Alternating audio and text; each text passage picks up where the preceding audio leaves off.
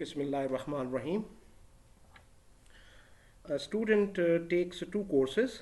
In each course, the student will earn a B with probability 0.6 or a C with probability 0.4. So there are only two courses, right? Uh, and in each course, there are only two possible grades, B or C. So the probability of B is 0.6 and the probability of C is 0.4. The sum is 1. So there are only two grades possible. There is no other grade independent of the other courses, right?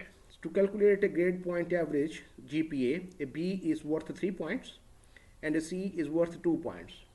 The student's GPA is the sum of the GPA for each course divided by 2. So we add the GPA of the two courses and then divide it by 2.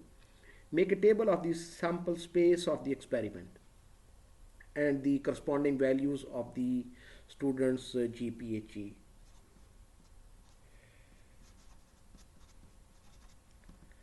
So the probability of a B is 0.6 and the probability of a C is 0.4, and furthermore a B is worth 3 points and C is worth 2 points, right? And if there are two courses, so there are two possible grades. So a grade can be, for example, a B for the first course and a B for the second course, a B for the first course and the C for the second, or C for the first, B for the second, are both C grades, right? So this is the sample space of our experiment. Now the probability of each outcome, right? The probability of each outcome is, for example, the probability of B is 0.6. So 0.6 multiplied by 0.6. The courses are independent of each other, right? So 0.6, the probability of this outcome is 0.6 multiplied by 0.6, that is 0.36, and that of this is 0.6 multiplied by 0.4, so that is 0.24.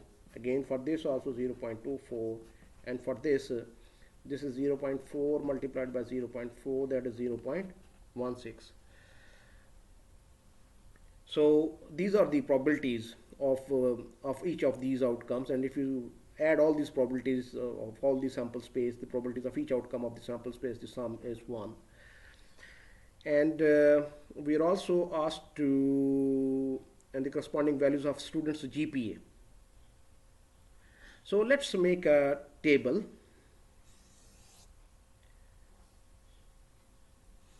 So for sample, this is the sample space BB, BC, CB, and CC, right? And the probability of each outcome we have already calculated. For BB we have the probability of 0.36. For BC the probability is 0.24. This is probability 0.24, and this is probability 0.16 here, right? And now the student's GPA G. GPA is represented by G. So the formula of calculation of the GPA is given here. GPA is the sum of the GPA for each course divided by 2.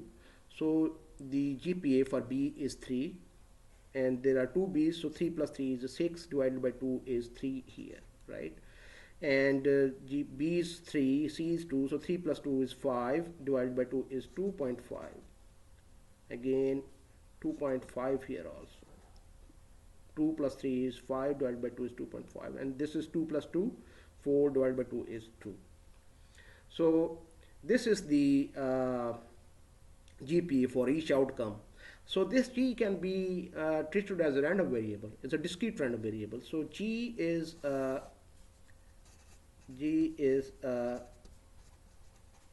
discrete random variable, and the PMF is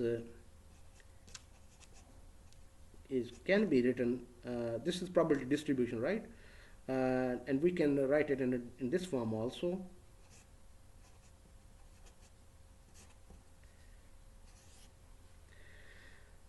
So the probability that GPA is 3 is 0.36. when G is equal to 3. And the probability that GPA is 2.5 is 0.24 plus 0.24, that is 0.48, that G is 25, and that the GPA is 2 is 0.16. G is 2 is 0.16. The probability is 0.16, and this is the probability of any other outcome is 0. So this is the PMF of the random variable G.